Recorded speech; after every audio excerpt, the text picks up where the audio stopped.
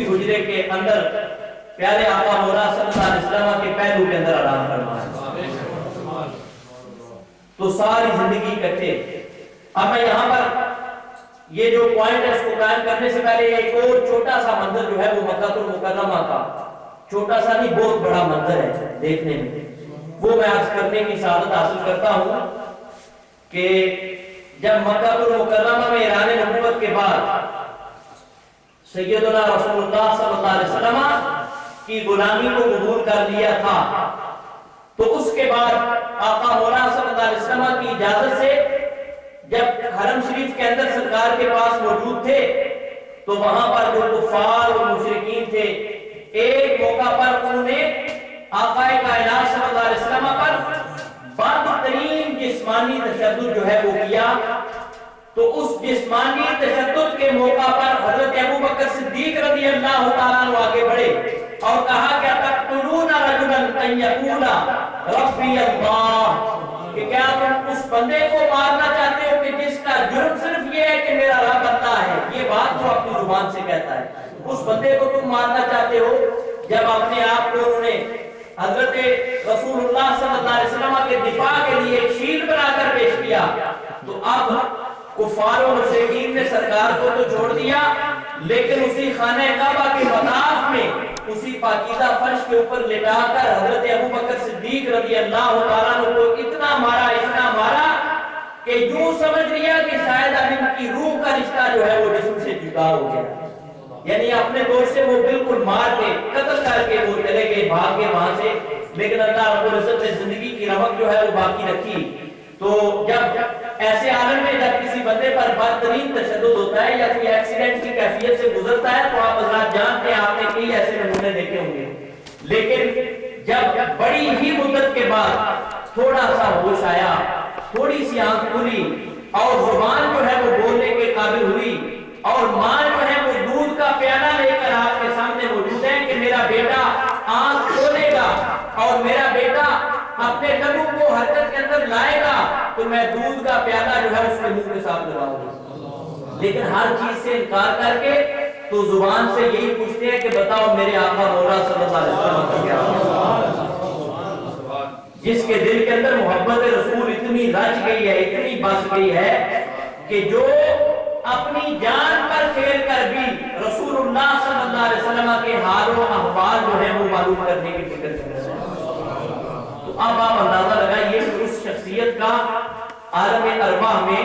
جناب سیدنا رسول اللہ صلی اللہ علیہ وسلم کے ساتھ رشتہ جو ہے وہ کتنا مضبوط رہا ہوگا۔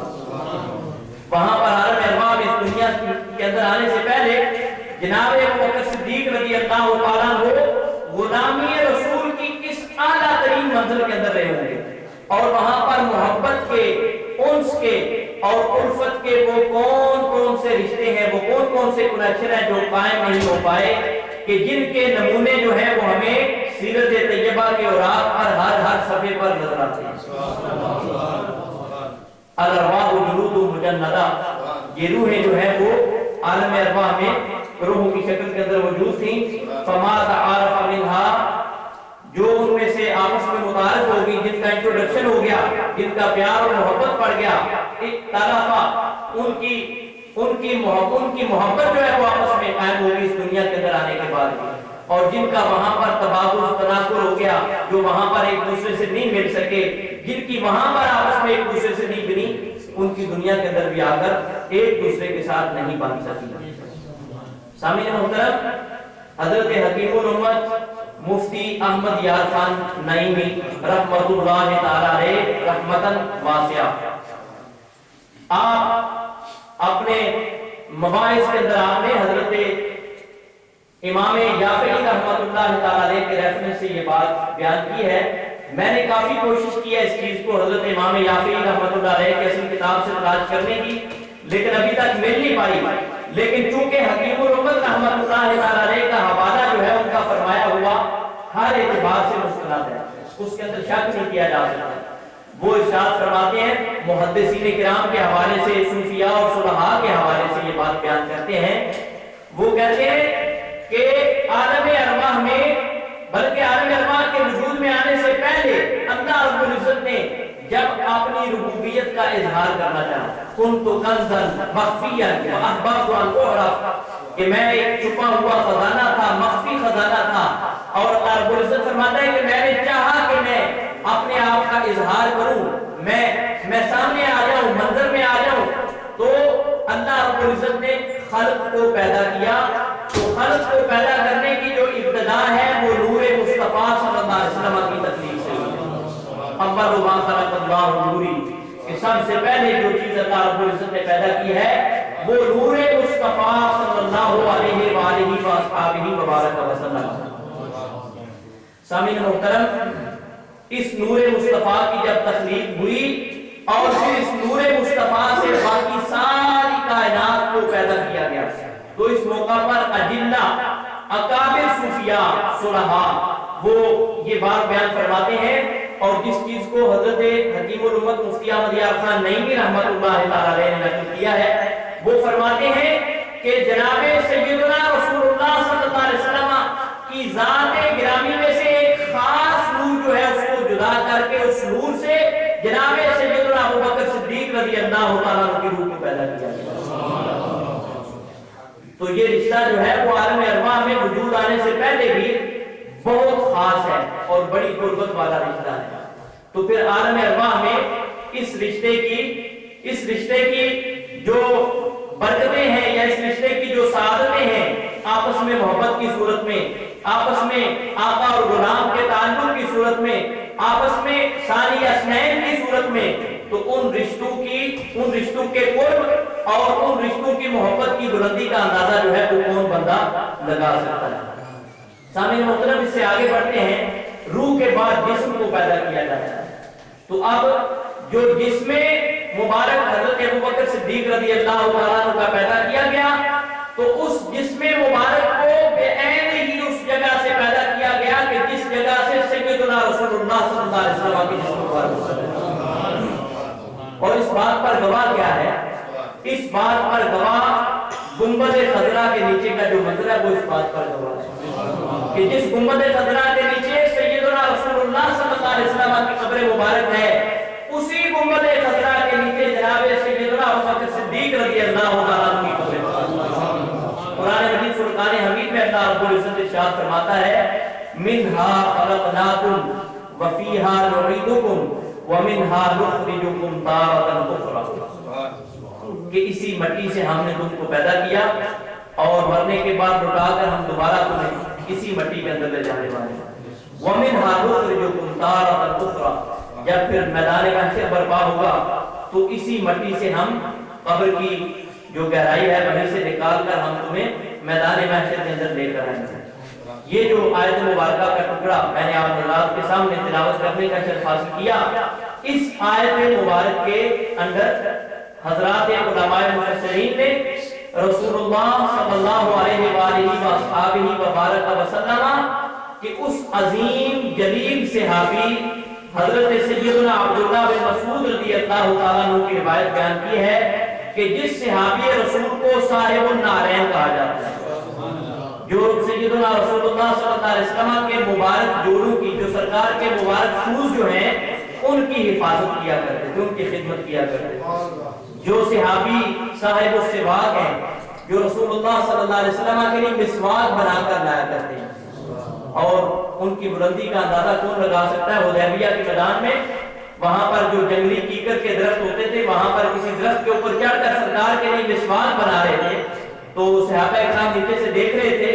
تو حضرت عبداللہ بن مسعود کی پتلی پتلی ٹانگیں تھیں، آپ کا سر مبارک جو ہے وہ تھوڑا سا بھاری تھا، اوپر والا جسم کا حصہ وہ بھی تھوڑا سا بھاری تھا، لیکن ٹانگیں پتلی تھیں، تو پتلی ٹانگوں کو دیکھ کر صحابہ اکرام کے لبوں کے اوپر مسکراہٹ آئی، تو میرے پیارے آقا مولا صلی اللہ علیہ وسلم نے فرمایا کہ اس عبداللہ کی پتلی پتلی ٹانگوں کو نہ دیکھو کہ یہ دیکھنے میں پتلی ہے، لیکن جب میزان کے اوپر رکھی جائیں گی تو ان سے بھاری کوئی چیز نہیں ہوگی۔ وہ سرکار کا فرمان جو ہے وہ بیان کرتے ہیں کہ میرے پیارے آقا مولا صلی اللہ علیہ وسلم ارشاد فرماتے ہیں کہ جس بندے کے جسم کو پیدا کرنے کے لیے اس کا جو خمیر ہے وہ جس مٹی سے دیا جاتا ہے، وہ بندہ جو ہے وہ لوٹ کر دوبارہ اسی مٹی کے اندر جاتا ہے، جیسے کہ اللہ فرمایا منہا خلقناکم، کہ اسی مٹی سے ہم نے تم کو پیدا کیا، وَفِيهَا نُعِيدُكُمْ، اور جس مٹی سے ہم نے تم کو پیدا کیا اسی مٹی کے اندر لوٹ کر تم دوبارہ واپس جانا۔ تو سرکار نے اس کا میننگ یہ بیان کیا کہ جہاں سے کسی کی مٹی اٹھائی گئی اس کے جسم کو بنانے کے لیے، وہ بندہ جو ہے وہ لوٹ کر وہیں پر جاتا ہے۔ تو اگر آپ دیکھنا چاہیں کہ ہمارے آباء و اجداد میں، ہمارے بزرگوں میں، بہنوں میں، بھائیوں میں، دوستوں میں، رشتہ داروں میں جو لوگ اس دنیا میں نہیں ہے، پردہ فرما گئے ہیں، وفات پا گئے ہیں، اگر آپ اس بات کا اندازہ لگانا چاہیں کہ جب ان کے جسم کو اللہ رب العزت نے پیدا فرمانا چاہا تھا تو ان کی مٹی کہاں سے لی تھی، تو آپ سمجھ لیں کہ جہاں پر آج ان کی قبر ہے ان کی مٹی ایگزیکٹلی وہاں سے لی گئی۔ تو یہ ساری بات عرض کرنے کا کیا مقصد ہے؟ اس کا مقصد یہ ہے کہ اللہ رب العزت نے اپنے حبیب کریم صلی اللہ علیہ وآلہ وسلم کو پیدا کرنے کے لیے، آپ کے جسم مبارک کو پیدا کرنے کے لیے، کیونکہ روح تو آپ کی بہت پہلے پیدا ہو چکی تھی اور آپ کی روح اصل کائنات ہے، تو آپ کے جسم مبارک کو پیدا کرنے کے لیے اللہ رب العزت نے جب جبریل امین کو بھیجا تو جبریل امین زمین کے اوپر اترے، خانہ کعبہ کا وہ مقام تھا کہ جہاں سے جسم مبارک کے نبی کو پیدا کرنے کے لیے مٹی جو ہے اس کے اجزاء اٹھائے گئے۔ تو جب جبریل نے آ کر زمین کو اللہ رب العزت کا حکم سنایا کہ اللہ رب العزت اپنے حبیب کو پیدا کرنا چاہتا ہے تو اے زمین تو اپنا آپ پیش کر دے، تو اس زمین نے وجد کے اندر آ کر اپنے اندر چھپے ہوئے جو زمین کے اعلیٰ ترین حصے تھے وہ نکال کر غیر جبریل امین کے سامنے بھیجا، اور ان اجزاء سے سیدنا رسول اللہ صلی اللہ علیہ وسلم کے جسم مبارک کی مٹی جو ہے اس کو گوندھ کر تیار کیا گیا۔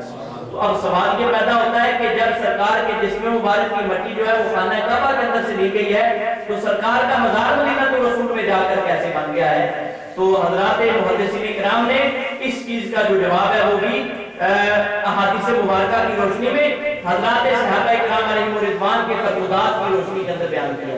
وہ فرماتے ہیں کہ بے شک سرکار کے جسم مبارک کو پیدا کرنے کے لیے جو مٹی اٹھائی گئی تھی وہ خانہ کعبہ کے اندر سے اٹھائی گئی تھی، لیکن اس کے بعد اللہ رب العزت نے اپنے حکم سے اس مٹی کو بہا کر پانی کے زور سے مدینہ الرسول کے اندر پہنچا دیا۔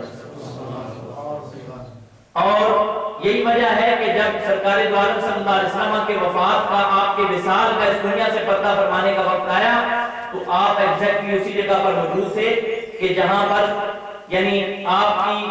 مٹی مبارک کے وہ اجزاء موجود تھے کہ جن اجزاء سے سرکار کے جسم مبارک کو تیار کیا گیا۔ تو یہ ساری بات کرنے کا مقصد یہ ہے کہ جناب سیدنا رسول اللہ صلی اللہ علیہ وسلم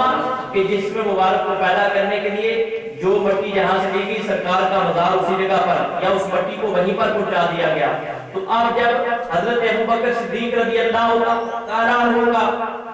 جو مزار ہے وہ بھی وہیں پر بنا سرکار کے پہلو میں، تو حضرت سرکار دو عالم صلی اللہ علیہ وسلم کی حدیث مبارکہ کی روشنی میں یہ بات ثبوت تک پہنچ گئی کہ حضرت ابوبکر صدیق رضی اللہ تعالیٰ عنہ کے جسم مبارک کو پیدا کرنے کے لیے جو مٹی لی گئی تھی وہ بھی وہیں سے لی گئی تھی جہاں سے سرکار کے جسم مبارک کو پیدا کرنے کے لیے۔ تو آپ روح کی تخلیق میں بھی سیدنا رسول اللہ صلی اللہ علیہ وسلم کے انتہائی قریب ہیں، اور آپ جسم کی تخلیق میں بھی سیدنا رسول اللہ صلی اللہ علیہ وآلہ وبارک وسلم کے انتہائی قریب ہیں۔ آگے میں نے دنیا کی زندگی کا مختصر نقشہ جو ہے وہ آپ حضرات کے سامنے تفصیل کے ساتھ بیان کر دیا ہے کہ سفر ہو یا حضر ہو، دھوپ ہے یا چھاؤں ہے، خوشی ہے یا غم ہے، کوئی بھی ایسا موقع کہ جس موقع پر سیدنا رسول اللہ صلی اللہ علیہ وسلم اپنے گھر کے اندر ہیں تو جناب ابوبکر صدیق رضی اللہ تعالیٰ عنہ وقتاً فوقتاً جو ہے وہ دیدار کے لیے حاضر ہوتے ہیں، سرکار کے بغیر دل ہی نہیں لگتا، اور جب سفر کا معاملہ درپیش ہے تو بھی سائے کی طرح ساتھ سرکار دو عالم صلی اللہ علیہ وسلم کے موجود ہیں۔ بدر میں سرکار کے ساتھ موجود ہیں، احد میں سرکار کے ساتھ موجود ہیں، فتح مکہ میں، حنین میں سرکار کے ساتھ موجود ہیں، کسی بھی جنگی مشن کے اندر سرکار دو عالم صلی اللہ علیہ وسلم کی ذات کریمہ سے دور رہنا آپ کو ہرگز گوارا نہیں ہے۔ اب میں تھوڑی سی ایک بات جو ہے وہ یہ عرض کرنا چاہوں گا کہ نبی کریم رؤوف الرحیم علیہ السلام کی ذات کریمہ کے اندر اللہ رب العزت نے جو اوصاف پیدا کیے ہیں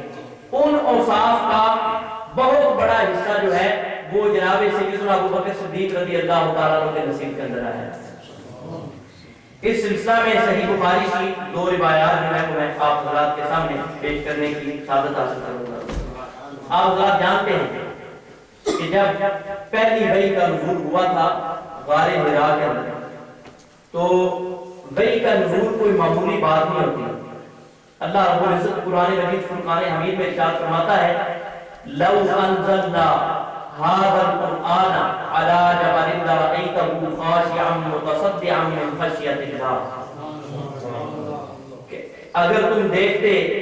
कि अगर हम इस कुरान को किसी पहाड़ के ऊपर भी नाज़िल फरमा देते तो तुम उस पहाड़ को अल्लाह रब्बुल इज्जत की खशियत, अल्लाह रब्बुल इज्जत की हैबत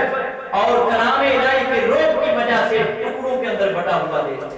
फटा हुआ टूटा फूटा उस पहाड़ को देखते। इतनी ये भारी चीज है। और अगर आप ऐसे जो बुजुर्गान दीन हैं, जो उनके पास बैठने वाले लोग होते हैं, जो खास लोग होते हैं, खास लोगों के पास रमज़ें होती हैं, सीक्रेट्स होते हैं, तो मैंने खुद कई बुजुर्गान दीन की जुबान से इस बात को सुना कि जब इब्तिदा में उनके दिल के ऊपर अनवार और तजल्लियात का नुज़ूल जो है वो शुरू हुआ, जब पहली किरण जो है वो अल्लाह रब्बुल इज्जत के अनवार और तजल्लियात की चमकी, तो वो वक्त और वो जो लम्हा था वो उन बुजुर्गान दीन के लिए बहुत ज्यादा पेनफुल, बड़ा दर्दनाक वो लम्हा था कि अल्लाह रब्बुल इज्जत के जब अनवार और तजल्लियात आते हैं तो उनकी कुछ हैबत होती है और उनका कुछ मकाम और मर्तबा होता है। ये कोई आम बातें नहीं होती, बल्कि ये बड़ी खास बातें होती हैं, बड़ी वज़नी चीजें होती हैं और इन चीजों का मकाम और मर्तबा भी बड़ा बुलंद होता है। और अरबी जुबान के अंदर कहते हैं कि अल अताया अला कद्रिल बलाया, या उल्टा कर कह रहे हैं बलाया अला कद्रिल अताया, कि जितनी अताएं अल्लाह रब्बुल इज्जत की बारगाह से होती हैं उतनी मुसीबत भी बड़ी सख्त होती है। तो सामने मोहतरम, जब सरकार के ऊपर पहली वही का नुज़ूल हुआ तो वो वक्त क्योंकि पहला यानी बराह रास्त वही का नुज़ूल था, जिब्रील अमीन की आमद थी, अल्लाह रब्बुल इज्जत के कलाम की हैबत जो है वो मेरे प्यारे आका मौला सल्लल्लाहु अलैहि वसल्लम के क़ल्बे अक़दस और अतहर के ऊपर पूरी तरह से तारी थी। और फिर उसके बाद ये कोई जिम्मेदारी मामूली जिम्मेदारी नहीं थी, बल्कि ये तमाम आलमीन के लिए अल्लाह रब्बुल इज्जत के हबीब करीम को जो जिम्मेदारी है वो अता की गई थी कि आपने तमाम जहान तक अल्लाह रब्बुल इज्जत का जो पैगाम है वो पहुंचाना है। आपसे पहले जो नबी आए हैं वो किसी खास इलाके के अंदर नबी बनकर आए हैं, किसी खास कौम के लिए नबी बनकर आए हैं, और सैयदना मुहम्मद रसूलुल्लाह सल्लल्लाहु अलैहि वसल्लम की जो नबूवत और रिसालत है वो नबूवत और रिसालत क़यामत वाले दिन तक है, बल्कि उससे पहले भी थी और उसके बाद भी बाकी रही। तो ये इतनी बड़ी नबूवत और रिसालत थी, तो इस नबूवत और रिसालत का पहला बाकायदा जो पैगाम अल्लाह रब्बुल इज्जत की बारगाह से मौसूल हुआ, उसकी हैबत जो है वो सरकार के दिल मुबारक पर पूरी तरह से तारी थी। तो जब सरकार गारे हिरा से लौटकर अपने घर के अंदर वापस आए और अपनी जान साद रफीक़े हयात उम्मुल मुमिनीन मुहसिनतुल इस्लाम वल मुस्लिमीन हजरत सैयदतुना खदीजतुल कुबरा रज़ियल्लाहु तआला अन्हा व अरदाहा अन्ना अजमाइन के पास तशरीफ लाए और अपने दिल की बात उनसे यूं बयान की कि लक़द खशीतु अला नफ्सी, कि आप क्योंकि अल्लाह रब्बुल इज्जत ने बहुत बड़ी जिम्मेदारी का बोझ जो है वो मेरे कंधों के ऊपर डाल दिया है, तो मुझे बड़ा अल्लाह रब्बुल इज्जत की बारगाह का खौफ महसूस होता है। तो इस किस्म की बात जब की तो जनाब सैयदतुना खदीजतुल कुबरा रज़ियल्लाहु तआला अन्हा ने सरकार की ज़ात करीमा के अंदर जो अखलाक, जो औसाफ बयान किए पाए जाते थे, उन अखलाक को बड़े बरीफ अल्फाज के अंदर, यूं कहने के बड़े कॉम्प्रिहेंसिव अल्फाज के अंदर बयान किया, और वो अल्फाज जो है वो इमाम बुखारी ने अपनी सही के अंदर लिए हैं। वो अल्फाज क्या हैं कि इन्नका लतासिरुर रहमा व तहमिलुल कल्ला व तक्सिबुल मअदूमा व तुqrid दईफ व तुईनु अला नवाइबिल हक। या रसूलुल्लाह सल्लल्लाहु अलैहि वसल्लम वल्लाहि मा युज़ीक अल्लाहु अबदा, हजरत खदीजतुल कुबरा रज़ियल्लाहु तआला अन्हा ने पता नहीं किस सरशारी की कैफियत के अंदर ये बात जो है वो बयान की होगी। अर्ज किया कि मेरा ईमान, मेरा ईकान, मेरा विजदान इस बात की गवाही देता है कि वल्लाहि मा युज़ीक युखज़िक अल्लाहु अबदा, मैं अल्लाह की कसम खाकर कहती हूँ कि आपका अल्लाह रब्बुल इज्जत जो है वो हमेशा आपको कभी भी रुसवा नहीं होने देगा। आपका अल्लाह रब्बुल इज्जत हमेशा आपकी कदर व मंज़िलत को बढ़ाएगा। अल्लाह रब्बुल इज्जत आपके मकाम व मर्तबे को हमेशा बुलंद से बुलंद करेगा और अल्लाह रब्बुल इज्जत आपके कदमों को किसी भी मकाम पर डगमगाने नहीं देगा। और उसकी वजह क्या बयान की मेरे प्यारे आका मौला सल्लल्लाहु अलैहि वसल्लम के अखलाक़े करीमा का पूरा एक नक्शा जो है वो उम्मुल मोमिनीन ने खींचकर इन अल्फाज के अंदर बयान कर दिया कि या रसूलुल्लाह या हबीबल्लाह सल्लल्लाहु अलैहि वसल्लम, आप तो वो है कि जो खूनी रिश्तों को आपस में जोड़ते हैं। आज देखिए ना खूनी रिश्ते आपस में कैसे टूटते हैं, भाई भाइयों से कैसे बिछड़ जाते हैं, मामूली मामूली बातों पर नाराजगियां इस कदर बढ़ जाती हैं कि जिंदगी और मौत तक एक दूसरे का मुंह और शक्ल देखने से भी बेजार हो जाते हैं। अल्लाह रब्बुल इज्जत इस चीज से महफूज व महफूज फरमाए। एक मरतबा दुरूद पाक पढ़िए, अल्लाहु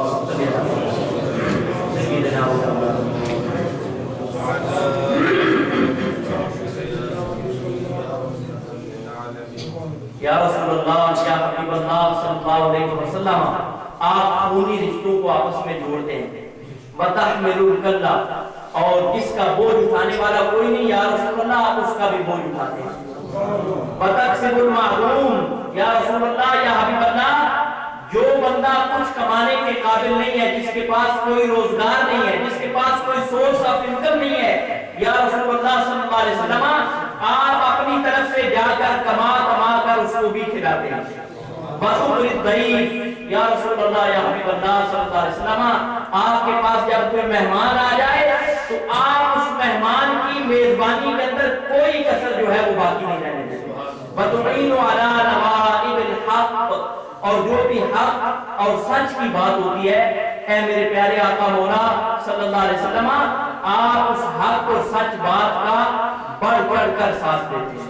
हर सच्ची और हक बात पर आप मुईन, मुमिद और मुआविन और मददगार होते हैं। तो इन हालात में जब आपके अखलाक़े करीमा इतने ज्यादा बुलंद हैं, तो आपका अल्लाह रब्बुल इज्जत जो है वो कैसे आपके कदमों को डगमगाएगा। यहाँ पर मैं रुककर ये भी बात अर्ज करता जाऊं कि वो देखिए, वो भी एक शरीके हयात थी, वो जोजा थी, रफीका थी, वो एक बीवी थी कि जिन्होंने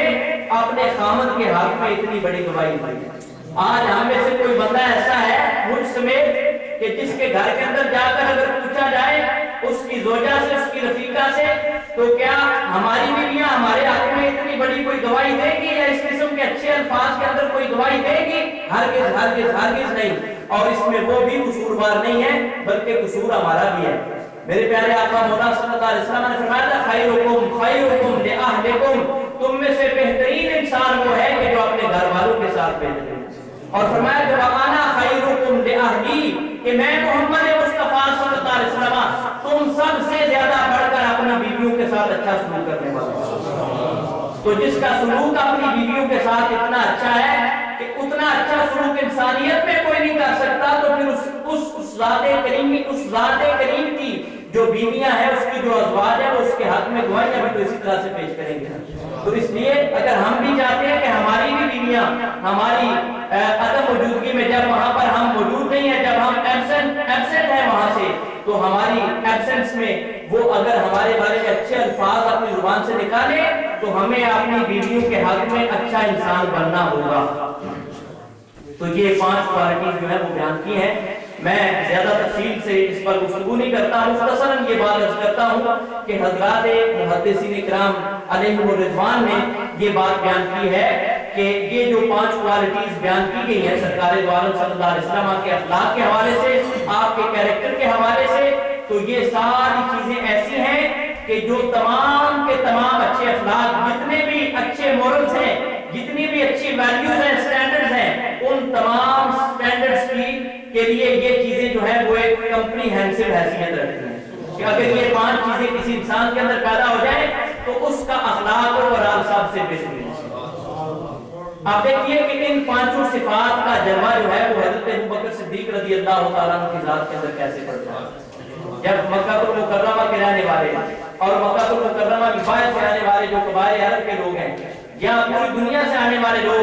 جب جناب ابو بکر صدیق رضی اللہ تعالیٰ عنہ کو سائے کی طرح سرکار کی بارگاہ میں حاضر دیکھتے ہیں، سفر میں بھی سرکار کے ساتھ ہے، حاضر میں بھی سرکار کے ساتھ ہے، خانہ کعبہ کے طواف میں بھی سرکار کے ساتھ ہے، نمازوں میں بھی سرکار کے ساتھ ہے، جب اللہ کی راہ میں خرچ کرنے کی باری آتی ہے پھر بھی پہلی صف کے غلاموں کے اندر آپ کا شمار ہوتا ہے کہ اپنا گھر بار لوٹا دینے والے صحابی رسول ہیں۔ تو جب وہ حضرات حضرت ابو بکر صدیق رضی اللہ تعالیٰ عنہ کو جسمانی طور پر سرکار کی بارگاہ میں اتنا بڑا حاضر باش دیکھتے ہیں اور سمجھتے ہیں تو وہ لوگ اس کے ساتھ ساتھ یہ بھی سمجھتے ہیں کہ جو آقا مولا صلی اللہ علیہ وسلم کے اتنے قریب رہتا ہے تو اس پر آقا مولا صلی اللہ علیہ وسلم کی عادات کریمہ کا اثر بھی سب سے زیادہ ہے۔ تو ایک موقع ایسا آیا کہ جب تکلیف ایذا شدت سے بڑھ گئی تو جناب رسالت مآب صلی اللہ علیہ وسلم نے حضرت ابوبکر صدیق رضی اللہ تعالیٰ عنہ کو اس بات کی اجازت عطا فرمائی کہ اگر آپ مکہ المکرمہ کو چھوڑ کر کسی مخصوص مقام پر جا کر رہنا چاہیں تو آپ رہ سکتے ہیں۔ تو اس موقع پر جب آپ نکل کر جانا چاہتے تھے تو بہت بڑا ایک سردار عرب اس نے آگے بڑھ کر حضرت ابوبکر صدیق رضی اللہ تعالیٰ عنہ کا راستہ روک لیا اور روک کر کیا کہا کہ اِنَّ مِثْلَكَ لَا تُخْرَجُ، اے ابوبکر صدیق رضی اللہ تعالیٰ عنہ تیرے جیسے انسان کو مکہ المکرمہ سے کیسے باہر نکالا جا سکتا ہے؟ اے ابوبکر صدیق رضی اللہ تعالیٰ عنہ تجھ جیسے کو مکہ المکرمہ سے کیسے جدا کیا جا سکتا ہے؟ پھر اس نے آگے یہ الفاظ بولے فَإِنَّكَ تَكْسِبُ الْمَعْدُومَ وَتَصِلُ الرِّحْمَ وَتَحْمِلُ الْكَلَّ وَتُقْرِي الضَّيْفَ وَتُعِينُ عَلَى نَوَائِبِ الْحَقِّ۔ اب صرف تھوڑا سا آرڈر کا ڈیفرنس ہے، ترتیب تھوڑی سی تبدیل ہو گئی ہے، لیکن وہی 5 خصوصیات ہیں جو حضرت خدیجہ الکبریٰ رضی اللہ تعالیٰ عنہا نے جناب رسالت مآب صلی اللہ علیہ وسلم کے حوالے سے بیان کی تھی۔ وہی وہ جو خصوصیات ہیں، وہی جو اخلاق کریمہ کی انتہائی اعلیٰ چیزیں ہیں، ان کو ترتیب کے تھوڑے سے فرق کے ساتھ وہ سردار عرب جو ہے وہ حضرت ابوبکر صدیق رضی اللہ تعالیٰ عنہ کی ذات گرامی کے اندر بیان کر رہا ہے۔ تو پتہ یہ چلا کہ جیسے جسمانی قرب ہے، جیسے روحانی قرب ہے اور جیسے سنگت کا قرب ہے، دوستی کا صحبت کا قرب ہے، تو اس اعتبار سے اخلاقیات کا بھی قرب ہے، ایمانیات کا بھی قرب ہے، اور جو یعنی کوالٹیز ہوتی ہیں، مورلز ہوتے ہیں، سٹینڈرڈز ہوتے ہیں، ان میں بھی حضرت ابوبکر صدیق رضی اللہ تعالیٰ عنہ کی ذات گرامی سرکار دو عالم صلی اللہ علیہ وسلم کی بارگاہ سے خاص طور پر فیض پانے والی ذات ہے۔ سے تھوڑا سا اور آگے بڑھتے ہیں، میرے پیارے آقا مولا صلی اللہ علیہ وسلم کی عظمت اور شان کیا ہے؟ آپ فرماتے تھے کہ لو شئت لصارت معی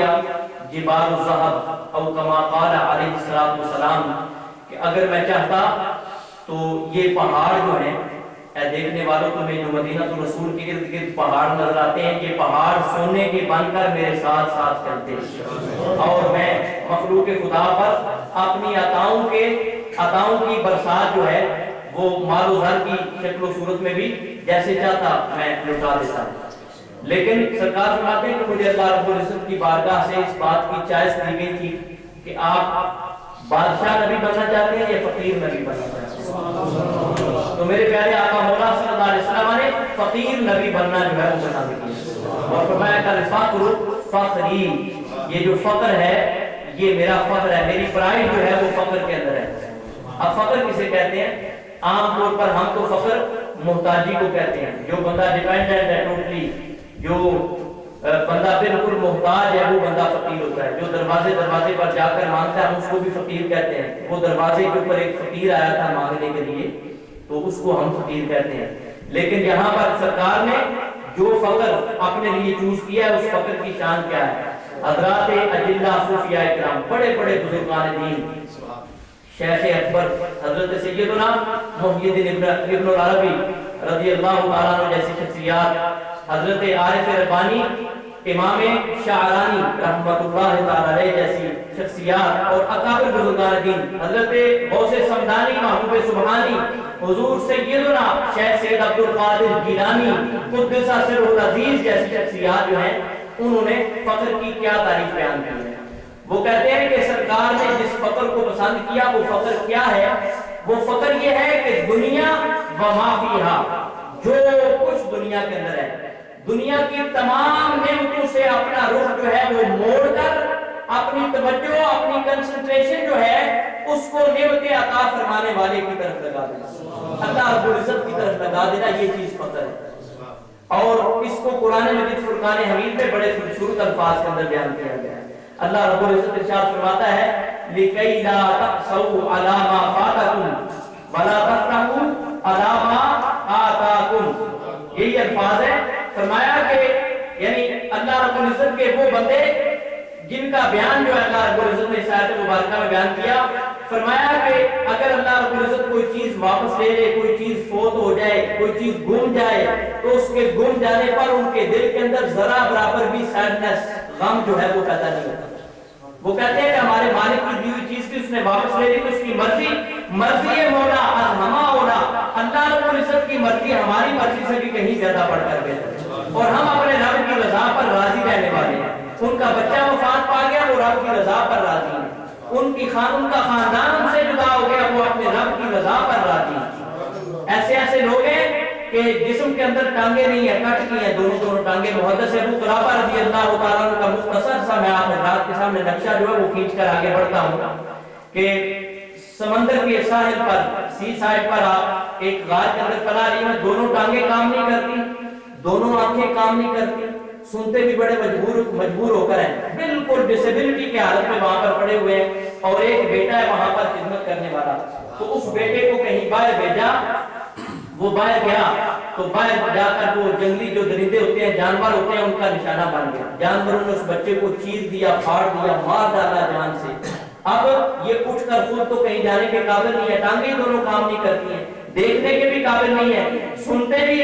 بڑی کوشش کے ساتھ کسی بات کو سنتے ہیں، یعنی کانوں کی جو طاقت ہے وہ بھی تقریباً ختم ہو چکی ہے۔ تو اب دیکھیے کہ اس حالت میں بھی اللہ رب العزت کی رضا پر راضی رہنے کا کیا جذبہ ہے۔ تو وہ وہاں سے گزرنے والا کوئی قافلہ گزرا،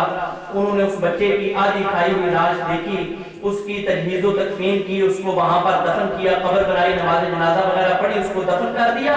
اور دفن کرنے کے بعد حضرت کی خدمت کے اندر حاضر ہوئے تو پوچھا کہ آپ کو یہاں پر کون سنبھالنے والا ہے؟ بتایا کہ میرا ایک ہی بیٹا 3 دن سے وہ غائب ہے، 3 دن سے نظر نہیں آیا۔ تو اب وہ جو قافلے والے تھے ان لوگوں کی ہمتیں جواب دے گئی کہ ہم اس بچے کی آدھی کھائی ہوئی جو لاش تھی جس کا منظر ہم نے اپنی آنکھوں سے دیکھا تھا، اب ہم ان حضرت کے سامنے کیسے اس منظر کو بیان کریں، کیسے بتائیں کہ آپ کا ایک ہی رشتہ جو اس دنیا کے اندر موجود تھا وہ بھی رب تعالیٰ نے واپس لے لیا، کیسے یہ بات حضرت کی خدمت کے اندر عرض کریں؟ لیکن پھر مجبوری تھی، بتانا بھی ضروری تھا۔ جب یہ بات بتائی تو کہا کہ میرے جسم کا کوئی قلب اور کوئی پرزہ جو ہے وہ صحیح طریقے سے کام نہیں کرتا، تو میں اللہ رب العزت کا اس بات پر شکر گزار ہوں کہ اللہ رب العزت نے اس عالم میں بھی میری زبان کو اپنا شکر کرنے والا بنایا، اور میرا جو بیٹا تھا وہ اللہ رب العزت کا دیا ہوا تھا اور اللہ رب العزت نے واپس لے دیا۔ سامنے محترم یہ لوگ فقیر ہوتے ہیں، امت محمدیہ کے ایک فقیر کا نمونہ جو ہے وہ میں نے آپ حضرات کے سامنے بیان کیا ہے کہ آپ کو سمجھنے میں آسانی ہو جائے کہ فقر کیا ہوتا ہے اور فقیری کیا ہوتی ہے، کہ جب کوئی غم آ جائے، کوئی سیڈنس کی کیفیت آ جائے، کوئی ایسی فیلنگ آ جائے، تب بھی اللہ کی رضا پر راضی ہے۔ اور اگر اللہ رب العزت دنیا جہان کی نعمتیں، سرکار فرماتے ہیں کہ دونوں جہانوں کی، زمینوں کے خزانوں کی چابیاں میرے ہاتھ کے اوپر رکھی ہیں، لیکن اس کے باوجود کبھی فخر نہیں کیا، اس بات پر فخر نہیں کیا، اس بات پر غرور نہیں کیا، کیونکہ آپ کا مقام فخر کا مقام ہے اور آپ فقیر اللہ ہیں کہ آپ دنیا کی تمام نعمتوں سے موڑ کر، رخ موڑ کر، آپ منعم حقیقی جو نعمتوں کا عطا فرمانے والا اللہ رب العزت ہے، اس اللہ رب العزت کی ذات گرامی کے ساتھ اپنے تعلق کو جوڑے ہوئے ہیں۔ تو یہی جو فقر کا مقام و مرتبہ تھا، اسی فقر کے مقام و مرتبے سے جناب سیدنا ابو بکر صدیق رضی اللہ تعالیٰ عنہ کو بھی خاص حصہ ملا۔ آپ اکثر و بیشتر وہ حدیث مبارکہ سنتے ہیں نا کہ جب سرکار نے اپنے صحابہ کرام سے اس بات کی اپیل فرمائی کہ جاؤ اللہ رب العزت کی راہ میں اپنے مال و زر میں سے حصہ جو ہے وہ لا کر پیش کرو، تو سارے صحابہ کرام نے اپنے اپنی استطاعت کے مطابق حصہ لا کر پیش کیا۔ حضرت عمر فاروق نے اپنی آدھی کمائی جو ہے وہ لا کر پیش کی اور سوچا کہ آج حضرت ابو بکر صدیق رضی اللہ تعالیٰ عنہ سے سبقت لے جاؤں گا، آگے بڑھ جاؤں گا، لیکن صدیق اکبر کس شان سے آئے کہ اپنا گھر کا گھر جو ہے وہ لٹا کر اللہ کے حبیب کریم صلی اللہ علیہ وسلم کے قدموں کے اندر قربان کر۔ پوچھا کہ گھر کیا چھوڑ کر آئے ہو؟ کہا اللہ اور اللہ کا رسول چھوڑ کر آئے۔ یہ فقر ہے، یہ فقر ہے. اور ایسے فقیر ہیں حضرت ابوبکر صدیق رضی اللہ تعالیٰ عنہ کہ دنیا کے اندر جو کچھ تھا مال و زر کی شکل میں، مال و دولت کی شکل میں، وہ تمام کا تمام بغیر کسی پرواہ کے اور بغیر کسی خوف اور خطرے کے پوری رضا کے ساتھ اللہ کے حبیب کریم صلی اللہ علیہ وسلم کی قدموں کے اندر قربان کیا. اور ایک بار ایسا نہیں کیا، بیوی کے اندر بار بار ایسا کیا.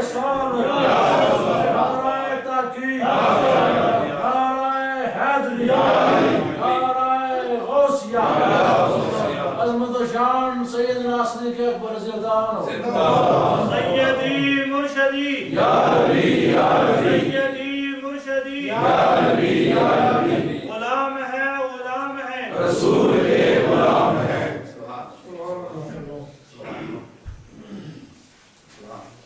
سامعین محترم، سیدنا رسول اللہ صلی اللہ علیہ وسلم کو اللہ رب العزت نے جو عزت اور عظمت عطا فرمائی ہے، آپ اگر انبیاء کرام کی تاریخ پڑھ کر دیکھیں، قرآن مجید فرقان حمید میں جہاں تک مختلف انبیاء اور مرسلین کا بیان کیا گیا ہے، تو ان انبیاء اور مرسلین کے اوپر امتحان آتے تھے، ٹیسٹ آتے تھے. ان کے جو دشمن ہیں، ان کے جو اعداء ہیں، وہ ان کے اوپر اپنی زبانیں لمبی کرتے تھے،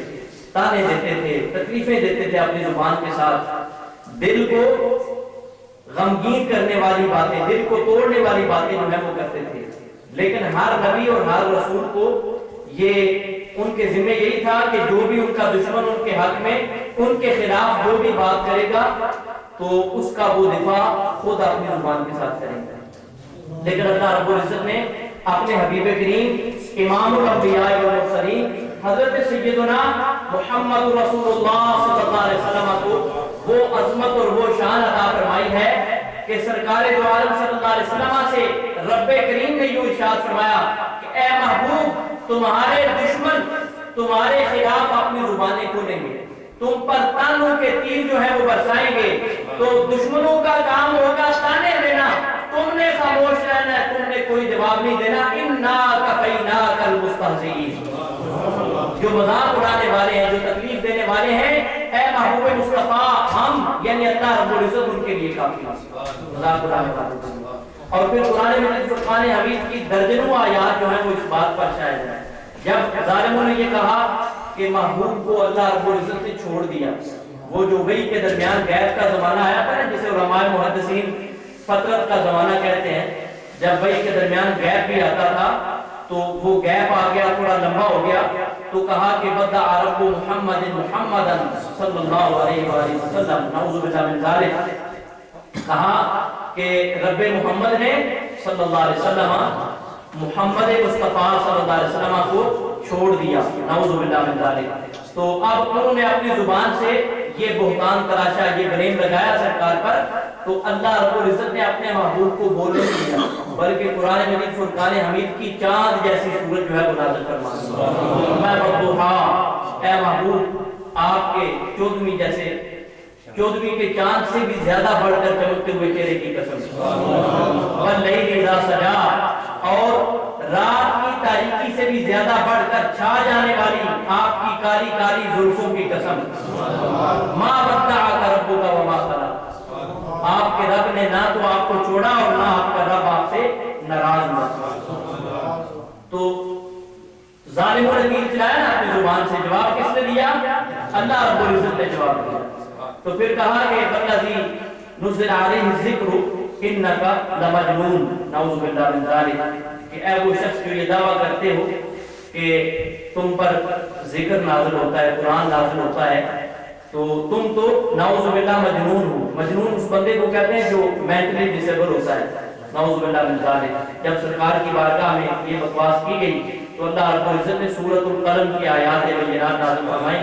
نون والقلم وما یسطرون ما انت بنعمت ربک بمجنون وان لک لاجرا غیر ممنون وانک لعلی خلق عظیم. اے محمد صلی اللہ علیہ وسلم، نون والقلم وما یسطرون، قلم اور جو کچھ وہ قلم سے لکھتے ہیں اس کی قسم ہے، لکھے ہوئے کی قسم ہے، ما انت بنعمت ربک بمجنون، آپ کو اپنے رب کے انعام کی وجہ سے ہرگز مجنون نہیں ہو سکتے،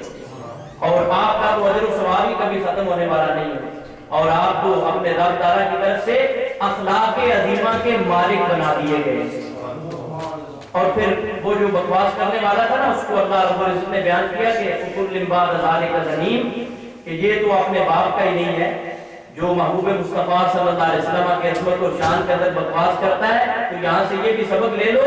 کہ آج جو ممبر رسول کے اوپر بیٹھ کر سرکار کی شان کے خلاف بولتا ہے، قرآن پاک کی ایسی آیتیں ڈھونڈ ڈھونڈ کر نکالتا ہے اور ایسی حدیثیں ڈھونڈ ڈھونڈ کر نکالتا ہے کہ جن میں سے اپنی طرف سے وہ امپریشن یہ دینا چاہتا ہے کہ اس آیت مبارکہ میں یا حدیث میں سرکار کی شان کو نعوذ باللہ کم کیا گیا ہے. ایسی باتیں جو ممبر کے اوپر بیٹھ کر بیان کرے، جو داڑھی رکھ کر بیان کرے، جو جبہ اور عمامہ اپنے سر کے اوپر سجا کر بھی بیان کرے، آپ سمجھ لو کہ وہ بھی عقل بعد ذالک زنیم ہے. وہ اپنے باپ کا بیٹا نہیں ہے. جو اپنے باپ کا بیٹا ہوتا ہے وہ محبوب مصطفیٰ صلی اللہ علیہ وسلم کی عظمت و شان کو بیان کرتا ہے.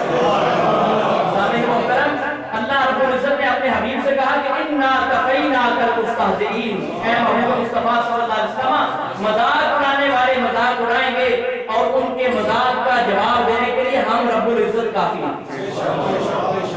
تو اللہ رب العزت نے سرکار کی اس عظمت کی خیرات بھی جناب ابوبکر صدیق رضی اللہ تعالیٰ عنہ. میں دو چیزیں جو ہے وہ مختصراً عرض کر دیتا ہوں. ایک مرتبہ حضرت ابوبکر صدیق رضی اللہ تعالیٰ عنہ کی نیت پر شک کیا گیا. نیت جو دل کے اندر چھپی ہوئی چیز ہوتی ہے، مائنڈ کے اندر چھپی ہوئی چیز، پردوں کے اندر ملفوف ہوتی ہے،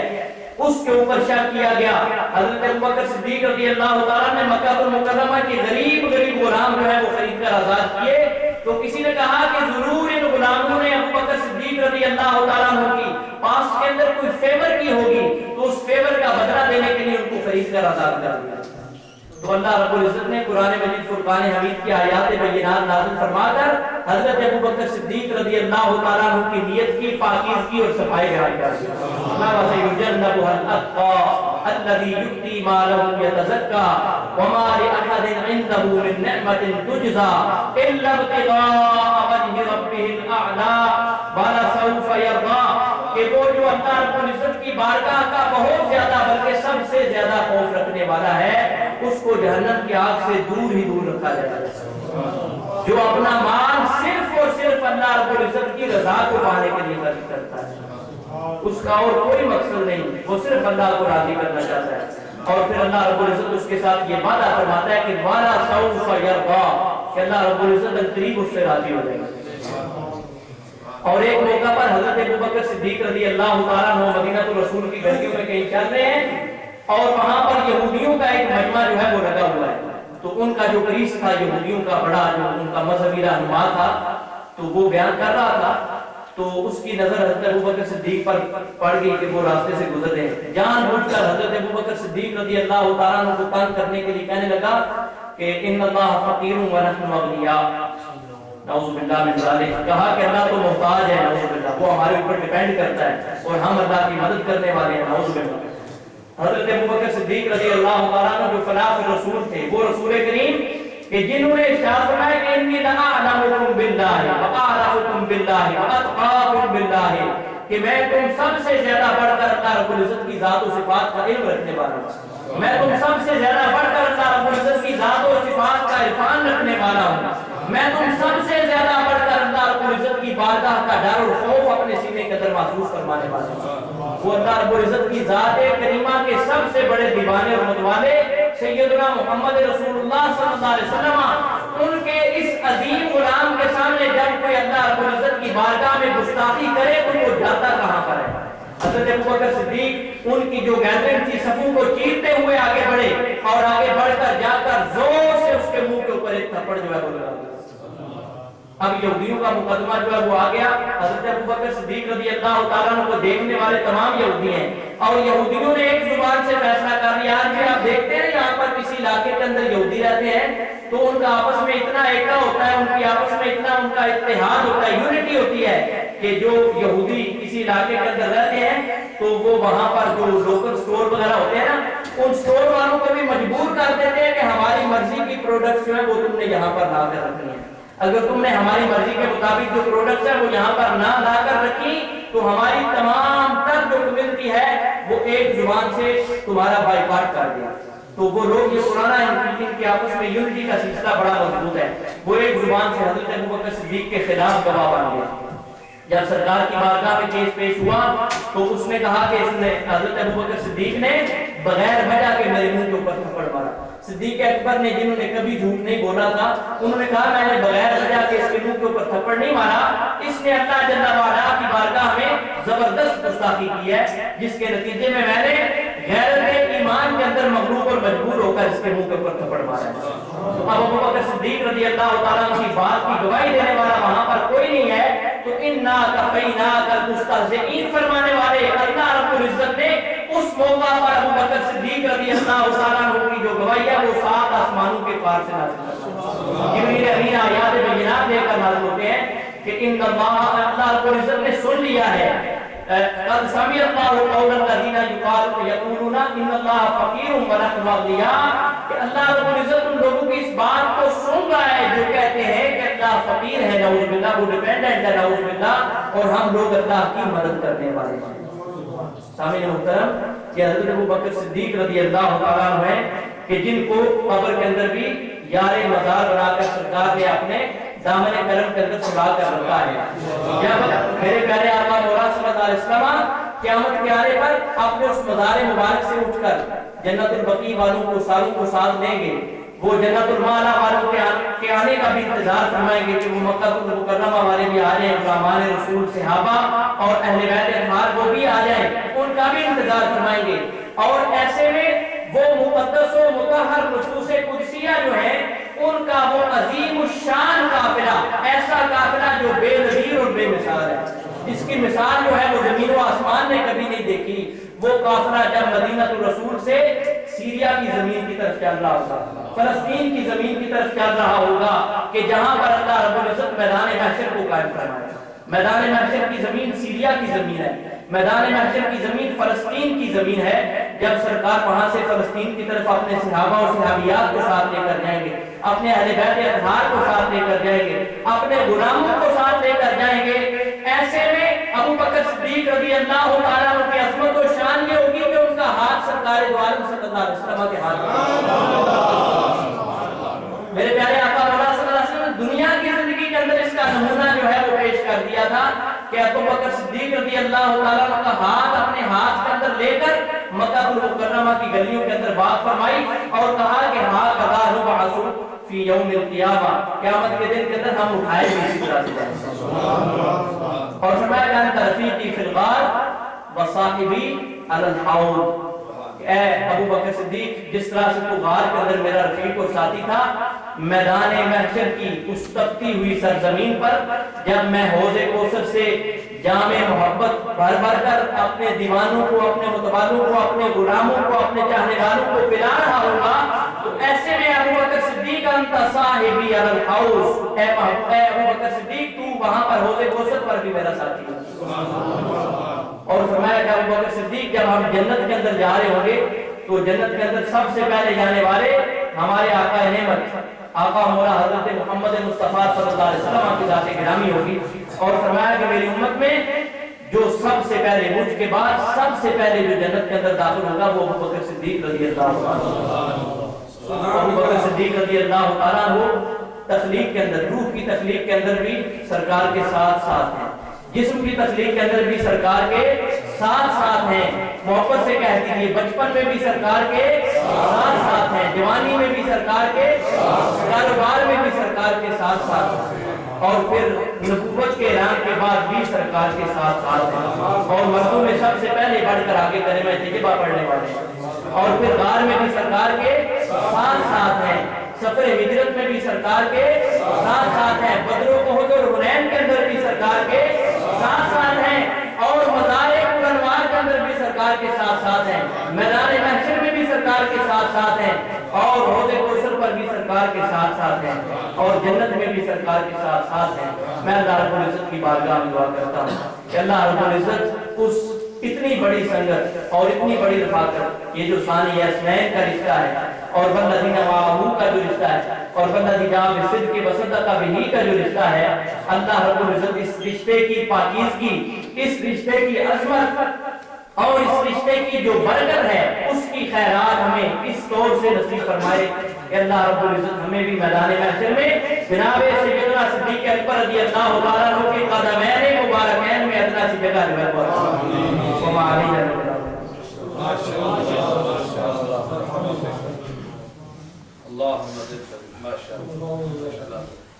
حضرات یہ تھے مفتی حضرت علامہ مولانا محمد مسعود قادری صاحب جو قرآن اور حدیث کی روشنی میں علمی روحانی اور ساتھ ساتھ اصلاح کی جو ہے گفتگو کے بارے تھے